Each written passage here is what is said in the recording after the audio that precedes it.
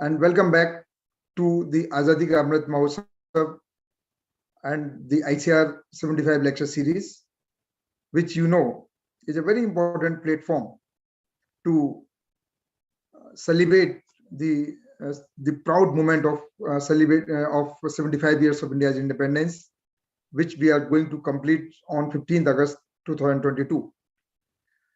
Under this lecture series, which is started by Indian Council of Agricultural Research, we have completed 44 lectures, and today we have the 45th lecture. So you can see the kind of lectures we had in the past. Very interesting lectures on every dimension, not only on the research, not only on the policies, not only on the economics, every part, including the motivational lectures. And in the same series, today we have a very important lecture, as you know, about the sleep. And this lecture is really very insightful, and it has to be delivered today for the benefit of all of us by Mr. Khurshed Batliwala, who is the authority, who is the very well-known art of living teacher.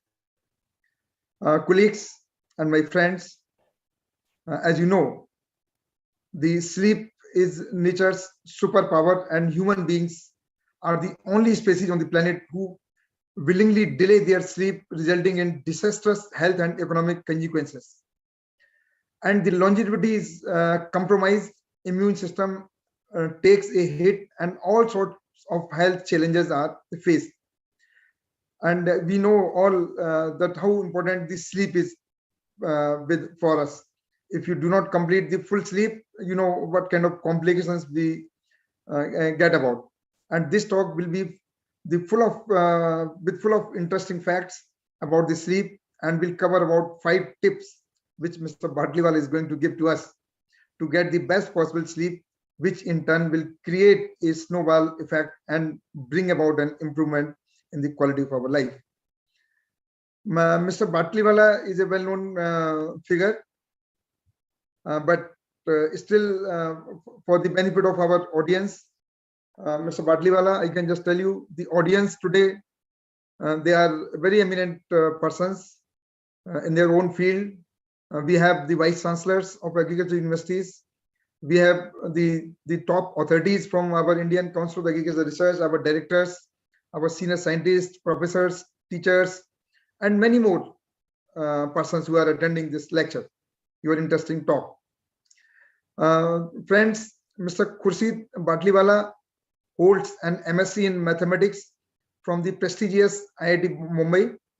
He chose the unconventional path of being an art of living teacher and has been with the foundation for more than 25 years.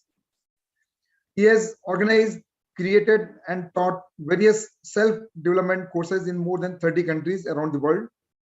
He has personally taught more than 150,000 people. He is a prolific speaker and has been invited to speak at various national and international forums. A snapshot his past speaking engagements includes Hinduja Group, Maersk, Barclays, American Express, Citibank, Morgan Stanley, Hewlett Packard, Godrej, Tata, Bosch, ICI Bank, Times of India, Bombay Stock Exchange, Toyota, and so many important platforms he has spoken. He has been invited to speak at numerous TEDx talks, forums, which is a great recognition for any speaker to give your talks at the TEDx forums, and has delivered more than 10 TEDx talks all over India on topics like handling stress, leadership, environment, ancient India, and learning. Mr. Khurshed addresses private gatherings of industrialists, promoters, chairmen, and CEOs in Mumbai and Delhi on a regular basis on a variety of topics such as mind, meditation, sleep, healing, happiness, leadership, and others.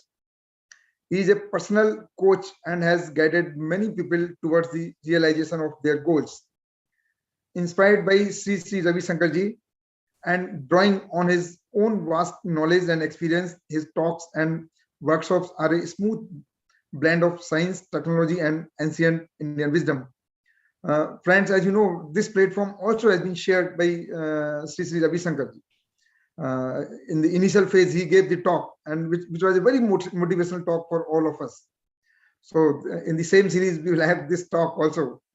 Mr. Khurshed is an accomplished alternative healer, having extensively studied craniosacral therapy, vermology, the Eden method, and the Beth flower remedies. He heads the CC Center of Healing Arts and has co-created India's first craniosacral therapy practitioner training program. He is a qualified Beth flower therapist and is a level 1 and 2 teacher for the Beth Center, UK.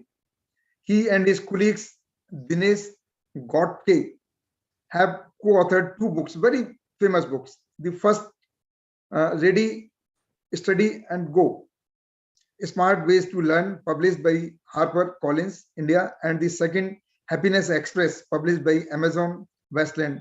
Both have been very well received, selling more than 1 lakh copies together.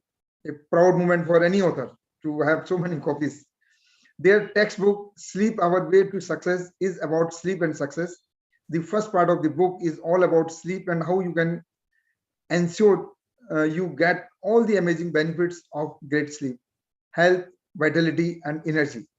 The second part focuses on success. It will enable you to create the life you are dreaming about. Sleep Your Way to Success will be has been released on 14 January 2022. He is known for his warmth, wit, and wisdom. He loves nature and long walks. He enjoys reading, music, and movies with happy endings. He lives amidst nature at Art of Living's picture international retreat in rural Bangalore.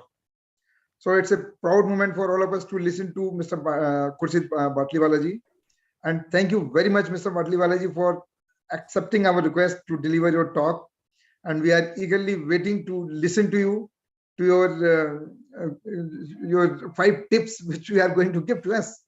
And I'm sure that this platform, in addition to 2 more platforms, where the viewers are also linked on your live streaming, they are linked to another website which we have created, webconevents.com. So your talk will be very useful, will be very interesting for all of us. And the floor is yours, Mr. Batliwala. Now you can start delivering your lecture. Thank you once again for accepting this request. Thank you, Dr. Agarwal. And thank you all the people who are watching and listening to this today. It's indeed a privilege and an honor to be able to address such an august gathering. Really, thank you, Dr. Agarwal, for such a generous introduction of mine. So our topic is sleep. And, you said that Gurudev Shri Ravi Shankar ji had addressed the Azadi Ka Amrit Mahotsav series. So I would like to start with a story about Gurudev and us, if that's all right. This was about almost 27, 28 years ago. And I remember, after satsang every evening, we would go and sit with Gurudev. And then he would say, it's getting late. All of you should go and sleep. Jao, so jao. And this happened many days, like almost every day. We would go there and we would hear the same thing. Gurudev would say, jao, so jao. And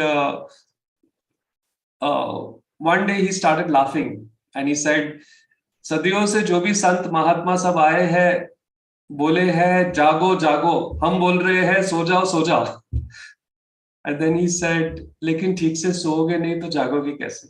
If you don't get proper sleep, how will you awaken? How will you wake up? That was a long time ago. I have been teaching meditation for 30 years. This is my 30th year in the art of living. I've been teaching meditation for 30 years now. And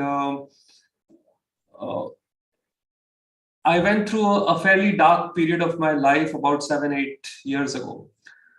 I couldn't sleep.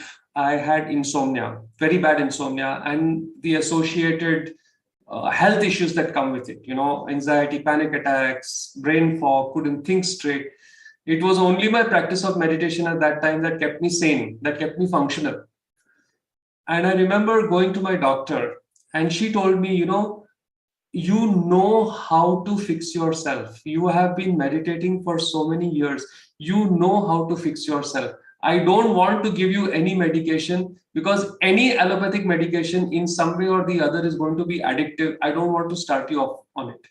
You fix yourself. And so ironically, for all those nights that I couldn't sleep, what I did was I studied about sleep. I researched about sleep. I went through so many books, so many websites, so many white papers, so many journals. And what I found was, if you kind of demystify the science, then basically sleep is not such a big deal. I mean, it is not. We are all born to be able to sleep, really, isn't it? But somehow, since the invention of the light bulb in 1867 by Edison, light has vandalized the night. And very soon, it has gone down to the smallest of villages.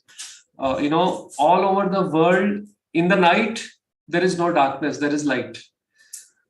And this has resulted in us as a species sleeping 3-4 hours less than normal, than what we normally did. Our bodies are millions of years old.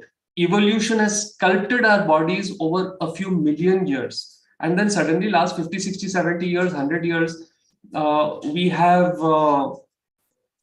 adopted this sleepless nights, so to speak, where first it was electricity, and then it was TV, and then it was color TV, and then it was cable TV, and now, of course, the social media revolution.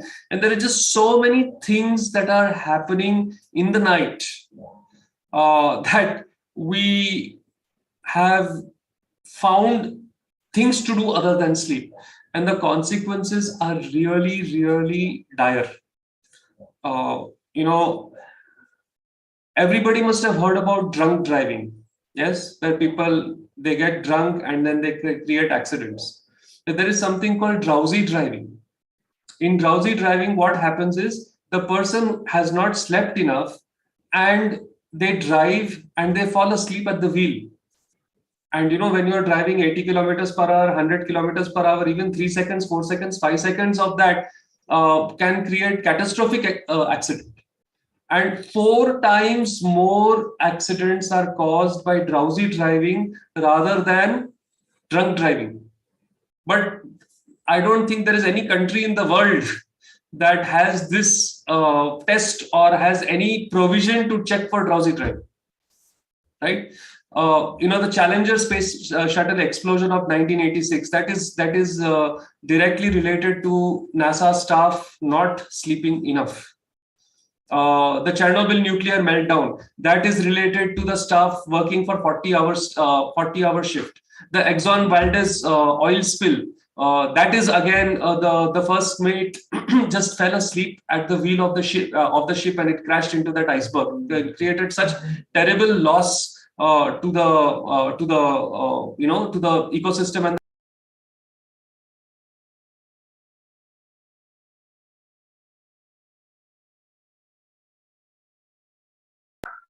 hello, sorry, got disconnected.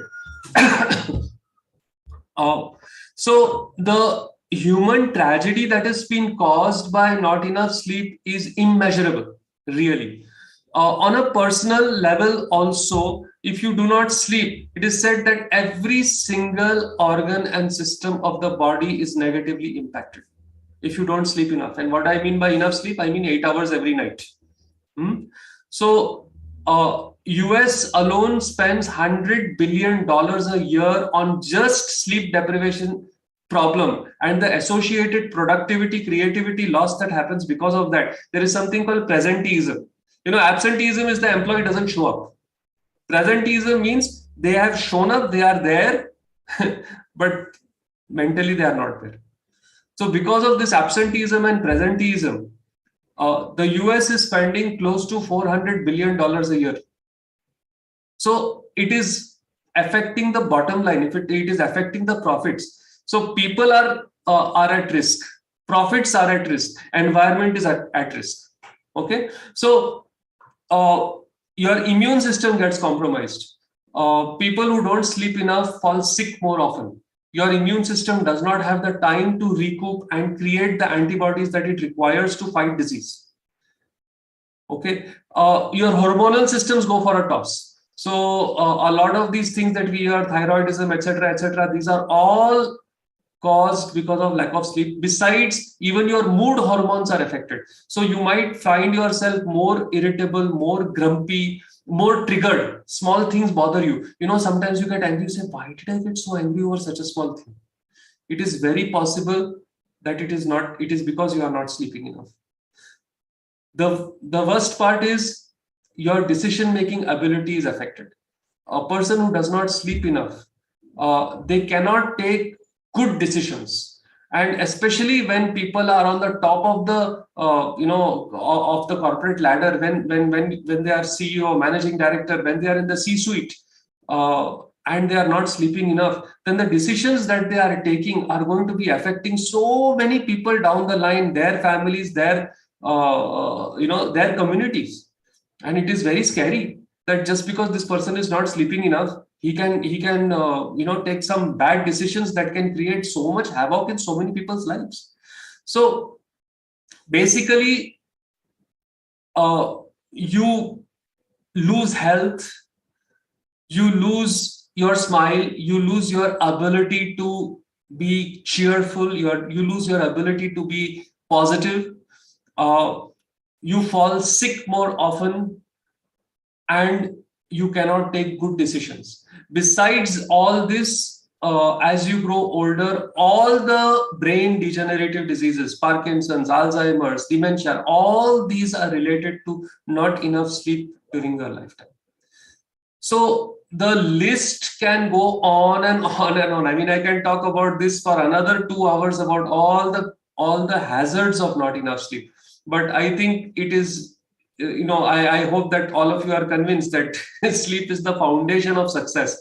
If any sort of success has to come to you, and you want to enjoy the fruits of that success, then the first thing that you need to do is sleep properly, right? You could have the best mobile phone. No, you could have a really great mobile phone.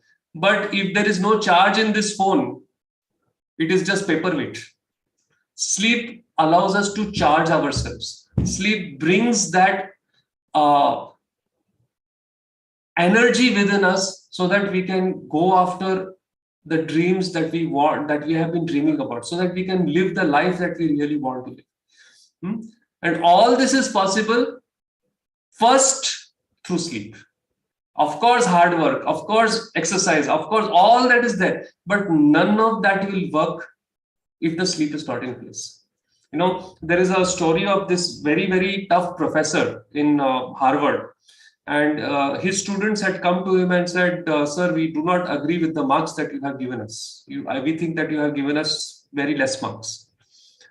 And he gave them a questionnaire, some 18 questions. And the questions included, did you attend all the lectures? Did you complete all the assignments? If you had trouble understanding something, did you talk to the tutors? If the tutors could not answer you, did you talk to your peers? If the peers could not answer you, did you come and talk to me? Some things like that. He had asked some 18 questions. The 18th question was, did you get a good night's sleep before the exam? Because if you didn't, it really doesn't matter what you answered up.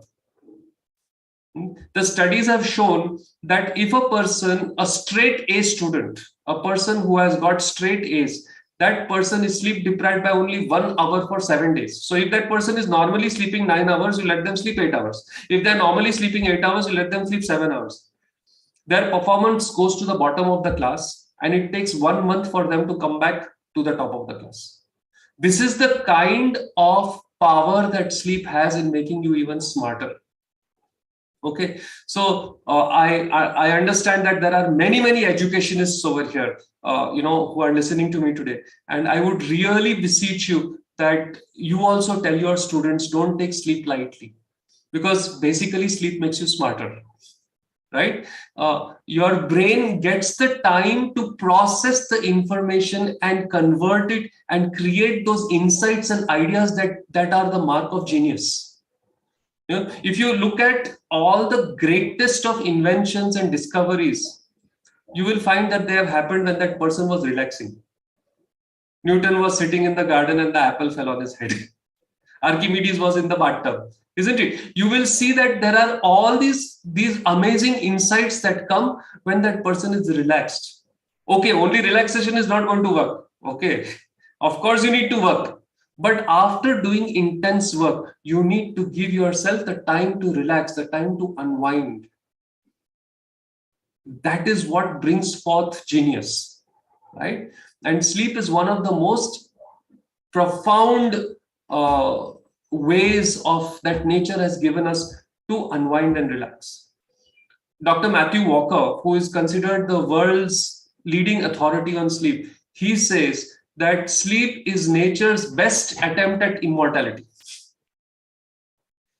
And when you deprive yourself of sleep, you are basically aging faster, you are falling sick more often, you are more grumpier, and you lose the ability to take good decisions.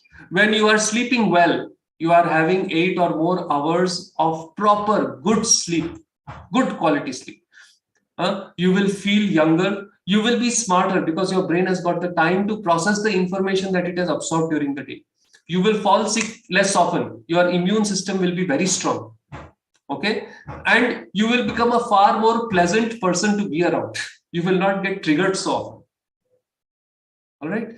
So I hope by now you are convinced that sleep is the foundation, is the first thing that we have to look at for any sort of well-being. People say for well-being, there are 3 pillars. One is sleep, rest. Then the second is diet. The third is exercise. I say no. It is 2 pillars which are sitting on the sleep pillar. So you have to put sleep as the foundation, and then on that you put diet, exercise, and all the other things that we learn about. But if you remove this, everything falls. Okay. And I have personally gone through horrific time. It is the worst thing that can happen, that you cannot sleep properly. And when I reclaimed my sleep by following all the things that we have talked in our book, Sleep Your Way to Success, I tell you, it was just so pleasurable that I could go to my bed and actually fall asleep. So, Dr. Agarwal said I would share 5 big tips, 5 big things that could allow you to sleep well. Are you ready for that? Yes. So number 1 is you need to get rid of white light in the night. Okay. See, if you think of it in terms of evolution, after sunset, we only saw yellow orange of the fire before electricity, isn't it? So for millions of years after sunset, we have seen yellow, orange, red light of the fire. And that light triggers the brain, makes the brain realize that it is night and the winding down has to start. Melatonin has to be secreted.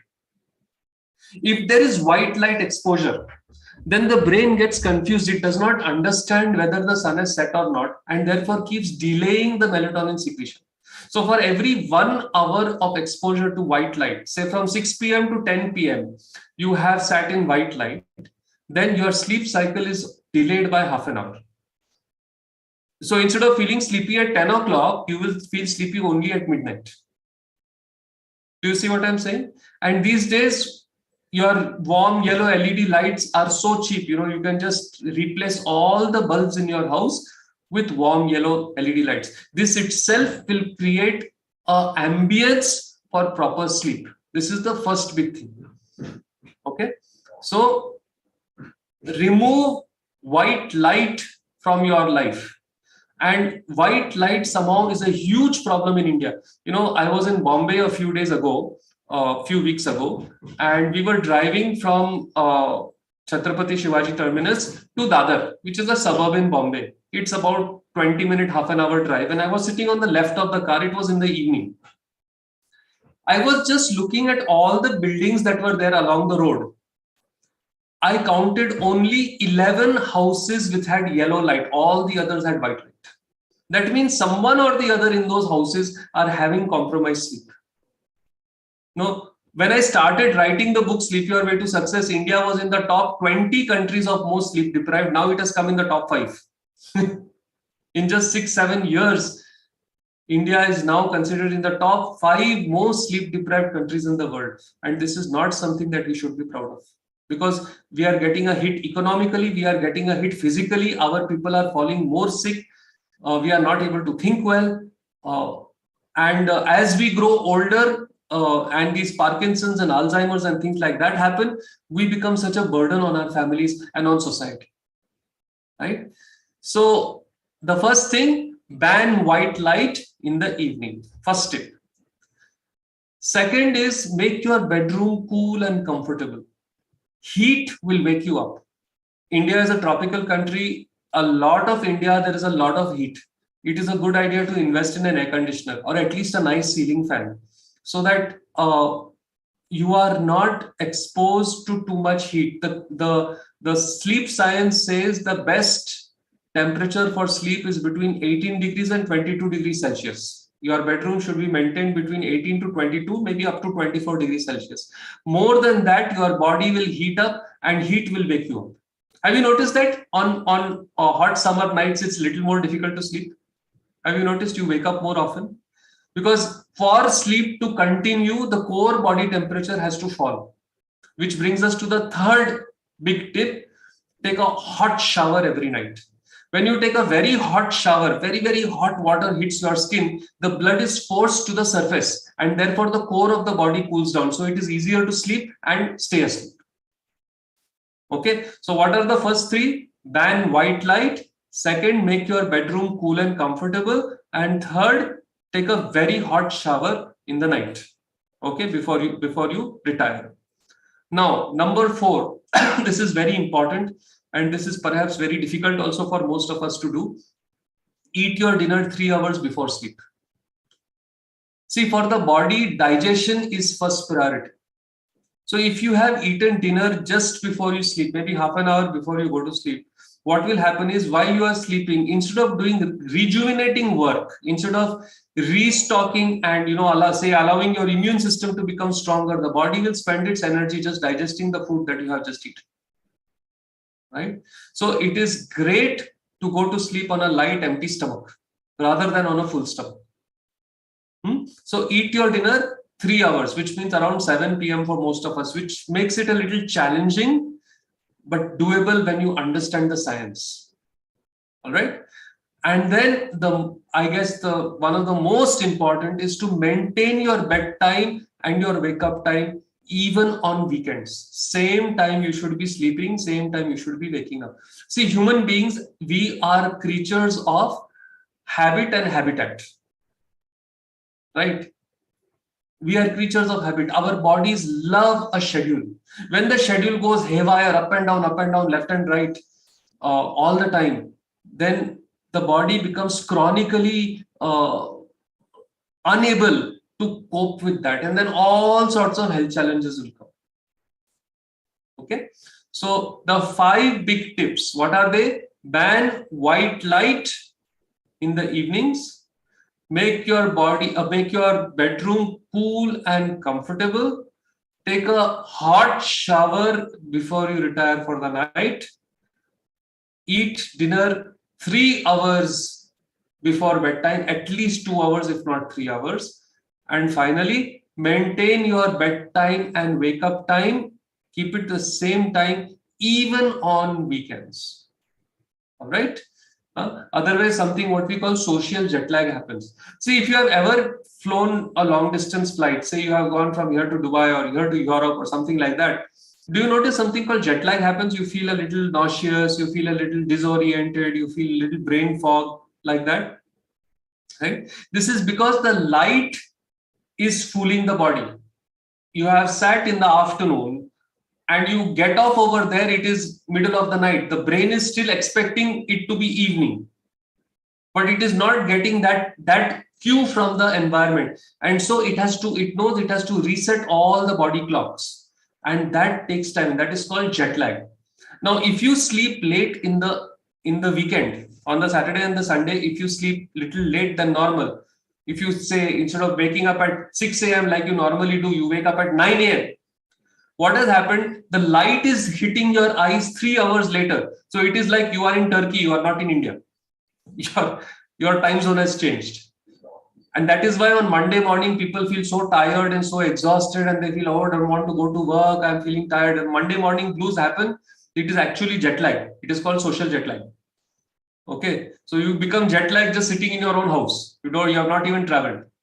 And then chronically, if this happens every single day, it can be a very serious health risk. All right. So ban white light in the evenings. I'm repeating myself. I really want to get this into you. Make your bedroom cool and comfortable. Take a hot shower before you retire in the night. It will cool your core down, which will allow you to sleep better, sleep faster. Eat your dinner 3 hours before sleep. And finally, maintain your bedtime and wake up time so that you don't get what we call social jet lag. Now, there are many other things that are there, but these 5, if you do, you will have fixed 80 to 90% of your problems, sleep problems. Okay. And I can see that there are few people who want to ask some questions. So if you would like to ask any questions now for the next 10 minutes that we have got, I would be happy to answer.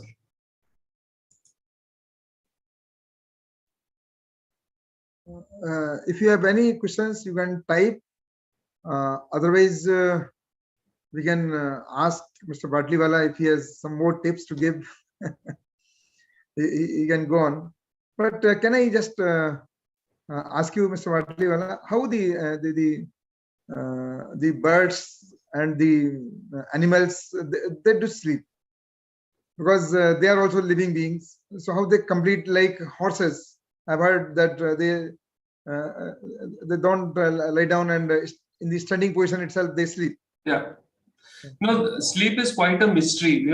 Fish, for example, horses, though at least they are only standing. But see, if a fish stops swimming, it will drown. It will go too deep in the water. So fish sleep with half a brain. Half their brain falls asleep, with the other half keeps them, swimming. And then once this brain wakes up, the other half falls asleep. And that other side of the brain, because they don't have connection between the left hemisphere and right hemisphere like we do. So it is quite, going into how animals sleep is another full science and very, very, very interesting. Okay. There are a few people who have put their hands up, so maybe they can just ask the question. Yes, sir. Please do. Sir, good evening, sir. I am Rajendra Prasad, the Vice Chancellor of Agriculture University, Bangalore. First of all, thank you very much for the nice 5 tips which you have given, but most of them we may not be able to follow because of the work pressure. I think Dr. Agarwal knows, because late night he will call, I need this information and other things. So sometimes, but we try our level best to do the tips which you mentioned, we'll try to follow. But one interesting thing which I could see in your room where you are sitting and giving, there is a plant, that is a snake plant. Yes. And is there any relationship between the plant and the sleep which you are? Yes. This is my question. So the snake plant, Sansevieria, that is there over here. Yeah. It is one of the few plants that emit oxygen in the night. Exactly. So many times you will find that even if you have slept full 8 hours, in the morning you wake up a little tired. This is because of the carbon dioxide buildup in the room. Okay. So there are 3 plants. One is the areca palm. The second is the Sansevieria that I have over here. That is least maintenance. It's the easiest to maintain. And the third is the money plant. These 3 plants, these 3 home plants, when you bring into your bedroom and you let them be there, then the oxygen that they will release in the night will ensure that you wake up fresh. That's the reason it is there. Okay. We are all working from home, so I have almost invited you into my bedroom only. Thank you, sir. Thank you. One of our audience is asking, what about the exercise before sleep? A little stretching, a little light stretching is all right. You should not do vigorous exercise before sleep. In fact, there should be no exercise done after 6 p.m. If you want to go for a little walk, that is all right. But anything that will increase your metabolic rate, anything that will increase your heart rate should be avoided after about 6 p.m. Because you do not want the cortisol and adrenaline hormones to come. You want the melatonin to be ruling at that time. Cortisol and adrenaline are the wake-up hormones. Okay. So exercise is a very good idea, but it should be done earlier in the day. Either you can do it early in the morning, 7 a.m., even 11 a.m. is good time, or 5 p.m. up to maximum 6 p.m., not after 6 p.m. One of our audience, Madam Madhu, is asking, he's complimenting you and then asking, what about the persons who are working in changing shifts? How can they complete their sleep? This is a very big problem. In fact, the WHO, the World Health Organization, has declared shift working as a known carcinogen. And these people have to be super careful of their health and their sleep rhythms and their sleep patterns because when there is too much sleep deprivation like this that happens in sleep working, certain genetic expressions are triggered, and those genetic expressions are those that cause cancer. So it is very unfortunate that the people who are working to maintain our health and safety, in the emergency services, in the hospitals, or the people who are taking care of, the firefighters, the police people, these people are paying by their blood, literally, so that we can be safe and secure. And my heart goes out to the people who are shift working. The only thing that I can advise these people is to really go out of their way to create a opposite experience for them. So in the office where they are working, they should have full white light so that the brain thinks it is day. And when they go back home in the night, it should be really dark. And they should really follow a normal working day, in the sense that, see, if you are working 9 to 5 job, you will go home and then you will just sit around, you will watch TV, you will do something like that. Only then you will have dinner, then you will go to sleep, right? But shift workers, normally they will go home and they will straight away go to sleep. That is not good. When they reach home at, say, whatever, 5 a.m., 6 a.m., they should pretend as if it is early evening, and they should do certain activities, do something at that time, and then only retire and go to sleep, and try to create that environment in the house to fool the brain into thinking it is night when it is day and day when it is night. If it is at all possible, I always get a lot of, flack for this, but if it is at all possible, quit your shift work. That is the best thing you can do for your health. I have given these talks to many top corporate places now, and whenever the CEOs, the managing directors, whenever they hear this, they take a promise that they will, within a year, 2 years, they will move their US clients away from the Indian team so that the Indian team can go to sleep by 11, 11:30, latest by midnight. Many people have taken that stand. And I hope many more take that stand so that the health of the country is not compromised. Thank you, Mr. Batliwala ji. And there is another question, that what is the relationship of the drinking water and sleep in night? A little bit of water can be drunk.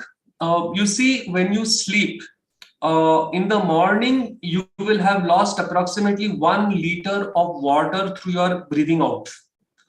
So a little bit of water if you drink before you sleep, and a lot of water when you wake up, this will rehydrate your body. But if you drink too much water, then you may have to get up in the middle of the night to go to the toilet. So drink a little bit of water just to wet your throat. Or if you are going to drink a full glass of water, drink 1 hour before you are asleep. But definitely when you wake up, have 1 or 2 glasses of water, because every night we lose 1 liter of water just from exhalation. So that is why it is very important that when you wake up first thing in the morning, drink 1 or 2 glasses of water. Many people do that. This is the reason. Yes, we agree, and we face the same problem. Now, what about using treadmill during evening hours after 6 p.m.? Like I said, if it is an intense workout, not a good idea. If you do just just a little bit to move, to kind of relax you, to allow yourself to wind down, then it is fine. Okay. Okay. And then does everybody require 8 hours of sleep? Does it differ from person to person? Minimum 8 hours. So if you are having a job or you are doing something which is physically very intense, you require more than 8 hours. So for example, a person who is training to be on the Olympic team, or people in the fields, the farmers, these people who are working physically, their job is physically demanding, they require definitely more than 8 hours, maybe 9, 10, even 11 hours. But for people who are not working in physically demanding environment, yes, you require 8 hours of sleep every night. This is what the sleep science says. Okay, and one thing, Batliwala ji, I have noticed, you see the young children, okay, or the kids, I can say, most of the children, they sleep late, but their school timings are 6 o'clock, 7 o'clock, and we just wake them up and then just try to put them in the school bus, and they go to school sleeping on the way and other things. So do you also observe that kind of trend is there in these, because there are school shifts, morning shift, evening shift in these schools also? Yes, sir. So this is one of the biggest problems that I see in the education system of India today. Finland is considered the top country in the world today as far as education is concerned, right? And Finland, around the year 2000, 2001, it made it mandatory for all schools, colleges, universities to not start before 10:30 in the morning. Their first lecture had to be only after 10:30 in the morning, so that the children could get their sleep. Unfortunately, a lot of our parents, in the race for getting them the competitive edge, they put them in these tuition classes, they put them into early morning school, they do all this, and they don't realize that they are causing tremendous harm to the child, because in the night there is something called growth hormone that is secreted by the brain, which allows the body to develop fully, completely, allows all the systems in the body to completely express themselves. And growth hormone is secreted in truckloads when people are young, until the age of 22, 23, even less. And that is why it is so critical that our children sleep enough. Because that sleep that they get in the first 15, 20 years of their life makes them strong, healthy, intelligent human beings. Unfortunately, a lot of parents, as well as educators, in the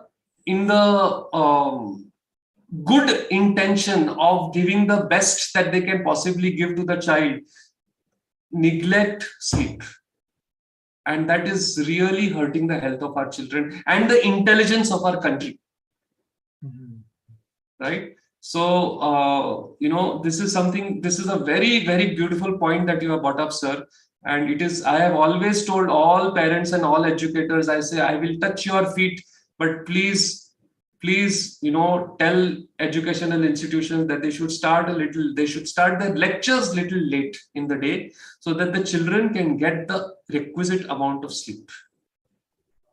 And what about the yogic sleep? People say that the 2 hours of yogic sleep or 3 hours of yogic sleep is sufficient for your body, and you need not to sleep 8 hours. No, sir, it is not like that. It is said that when you do yogic sleep, it is like you will feel like that. It is a simile.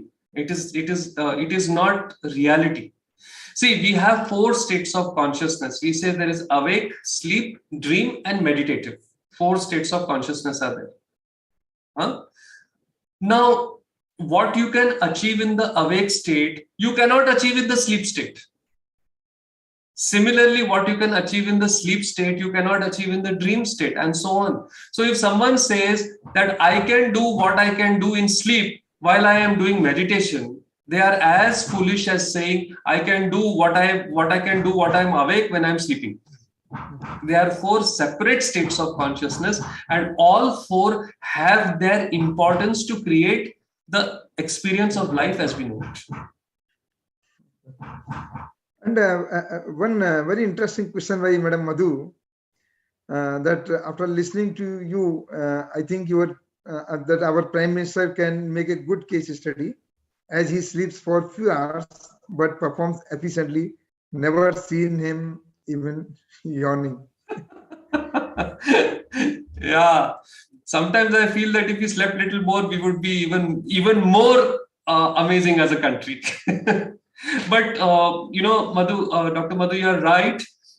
There are one in I'm not remembering the statistic right now, but there is 1 in some 5-10 million people, the genetic expression is a little different, and these people can get away with less sleep. Margaret Thatcher was one such person. She did not need sleep.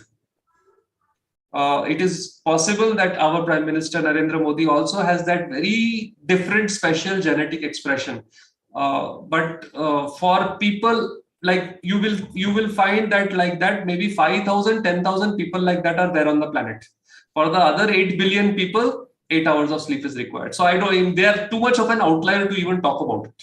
They are statistically insignificant.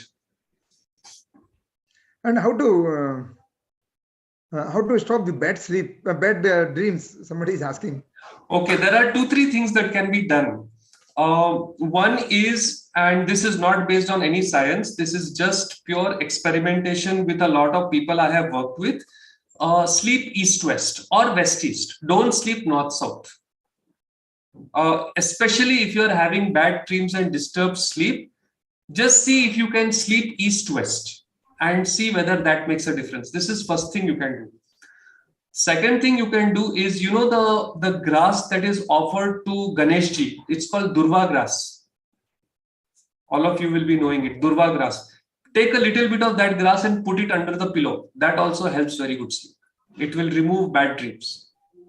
Okay. And third, this what is one of my tips, don't eat dinner late, eat an early dinner. Many times food, in fact, there is a question that was a direct message to me. Is there any relationship between indigestion and sleep deprivation? There is a very big relationship between this. If your stomach is not digesting properly, your body will put all its resources to digest, and therefore you will not get the full benefit of sleep. So indigestion is one of the huge problems that a lot of people in our modern lifestyle face because of the foolish food choices that they are making. And that is what compromises their sleep. So it's like a negative feedback loop. They get bad sleep, so more indigestion, so get even worse sleep. So yes, food habits and having a happy stomach is very important for good sleep. And to what extent sleep quality is monitored by the smart watches? How closely they reflect reality with respect to the sleep quality? I have done some experiments, and the way they measure this is, when you go into something called REM sleep, rapid eye movement sleep, the brain secretes a hormone which basically paralyzes the whole body. Because in REM sleep, you are dreaming. Now in the dream, if you are being chased by some lion and you are running and you thrash about in the room, you might hurt yourself. That is why the body creates this paralysis inside the entire body. The brain creates the paralysis inside the entire body to ensure that you don't hurt yourself, right? So I'm sorry, sir, could you repeat your question again? How to stop this was about the smart watches. So what the smart watches do is they monitor when you become absolutely still, because that means you are in REM sleep, and then from that they calculate. But if you are doing Yog Nidra, if you are doing meditation also, you are absolutely still, but you are not sleeping. So you can fool those smartwatches a little bit. So they are not extremely accurate, but they are good enough. If you want to have some data about how you are sleeping, it is okay to sleep with a smartwatch. Not a big deal. But you should not rely on it completely. And then how the biological clock gets set right after the sleep disturbance? It just takes its time. So for every 1 hour of flying, you need 1 day. So from from here to Dubai, if you go, it is 2 hours. I think 2 hours time zone difference. In 2 days, your biological clock will be perfectly set.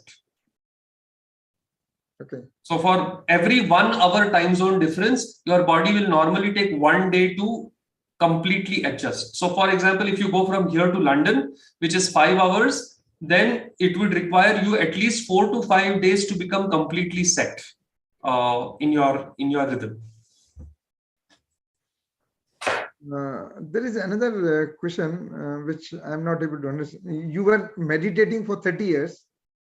What went wrong that you went through a rough patch 6 to 8 years back? Yes, it's a very good question. Even though I have been meditating for so many years, my diet, my exercise, and my sleep times were all over the place. I gave the same excuses as a lot of you are thinking in your head when I gave you those 5 tips. Oh, I cannot do this. Oh, I cannot do that. Someone will call me. I have to have a presentation ready. Someone is coming. I abused my system. Very frankly, that is the only way I can say it. And it is only because I have been meditating 30 years that when I started cleaning up my system and putting these good sleep hygiene habits in, that I bounced back so fast. In 6 to 7 months, I was absolutely all right. I did not need any medication whatsoever to reclaim my sleep. So the meditation really saved me. But only meditation is not enough if you are not going to have a healthy, green, proper lifestyle. The plant name is Sansevieria. Someone had asked, please mention the names of the plants. Sansevieria, which is snake plant, the one that you see in the background. The second is Areca palm, and the third is the common money plant. Yeah, these are the 3 plants that you can have in your bedroom. Now, my final question to you, that as you told in the beginning itself, that there is a challan for the drunken driving, but if you are sleep deprived and if you are driving, there is no such challan, whereas the chances of accidents are more.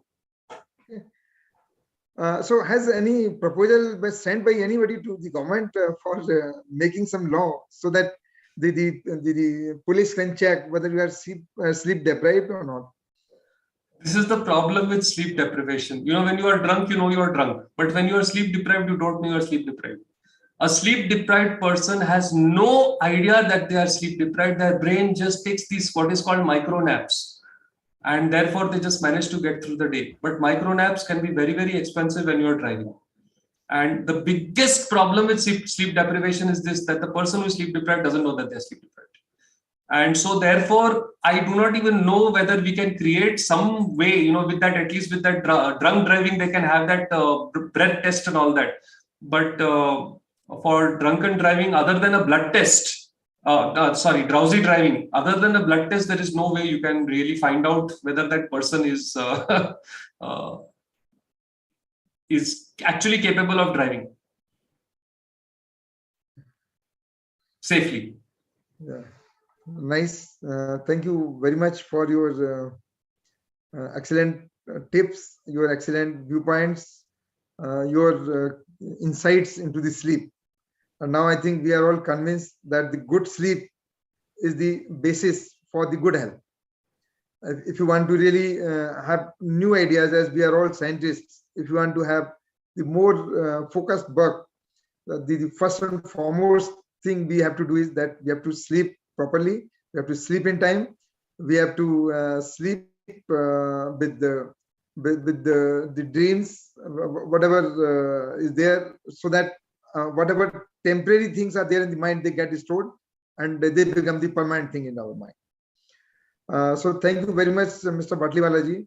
I think it has been a great talk, and greatly benefited our all the audience, the learned audience. And we will be in touch with you for more such interesting lectures, as you have given a lot of regarding the stress management, regarding many other topics which are your favorite topics.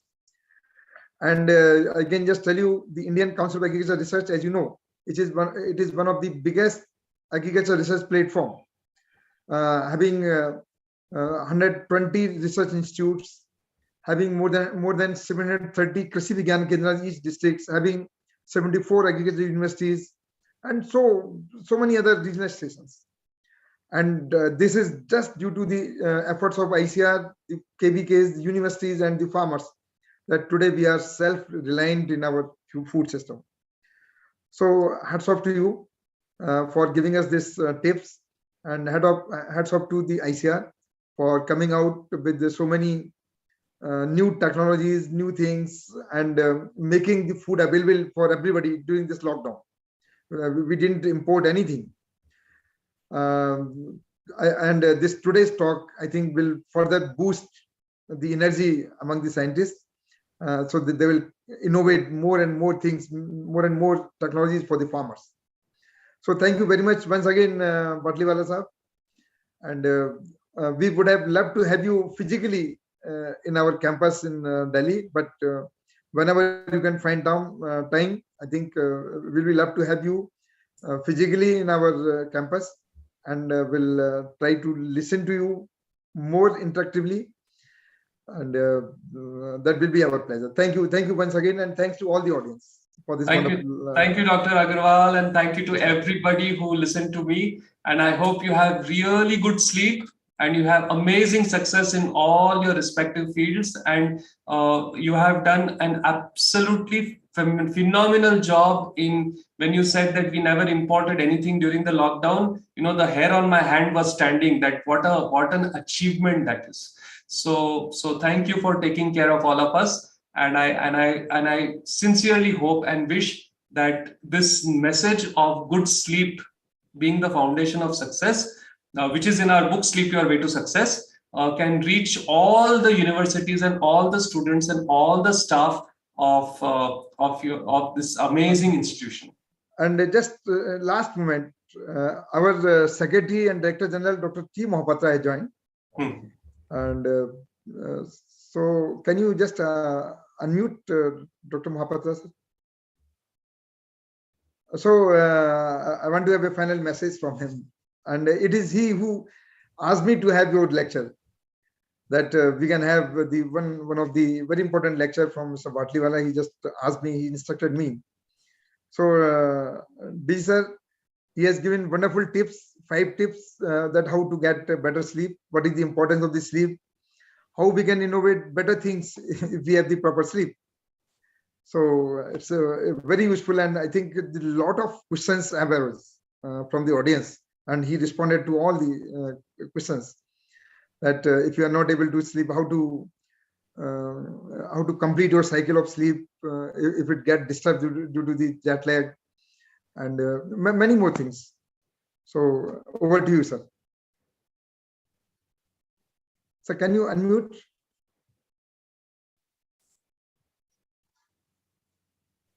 Sir, unmute, please. Thank you very much, Dr. Agarwal. Thank you, Mr. Khurshed Batliwala ji. And in fact, I heard some of your videos, and that's what I suggested your name to Dr. Agarwal, that if you can be invited to this 75 lecture series. And thank you for agreeing, and thank you for delivering this lecture. Unfortunately, I missed it because of some other meeting which continued, and I just became free from that meeting. So, but certainly I will go through the lecture and your tips for better sleep. Every individual needs support, whatever power inside one might have. still outside. Whatever support can be provided, that's always is required. And I strongly believe that once we know the ways and means to manage stress, we should be able to get a better sleep. And if we can do that through various means, whatever you have suggested, I'm sure productivity would increase.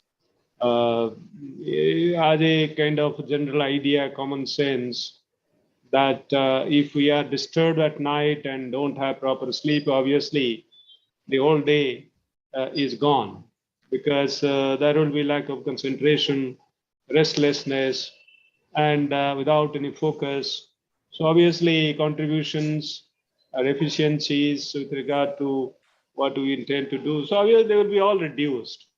So not only here, even the family life may not be as satisfying, because one would develop that kind of attitude, and behavior also would be quite different if one doesn't get proper sleep. So you have, I must have explained all this in great detail.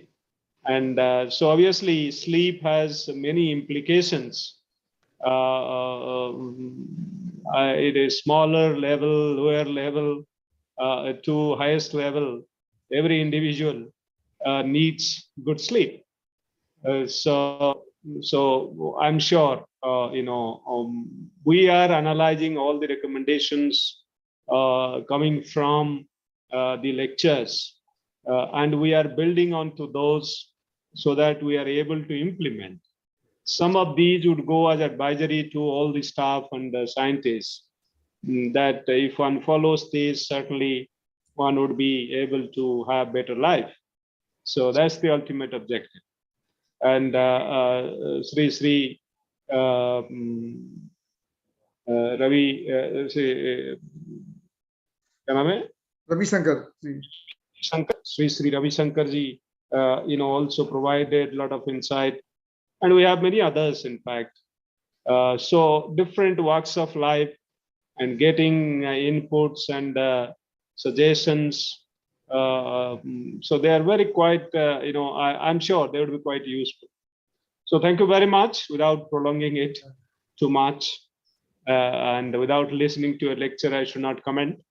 But that's what I expected, that it would be certainly very well received. And my colleagues would be certainly benefiting out of your experience and your expressions. So from my side, a huge thanks to you, Batliwala sir.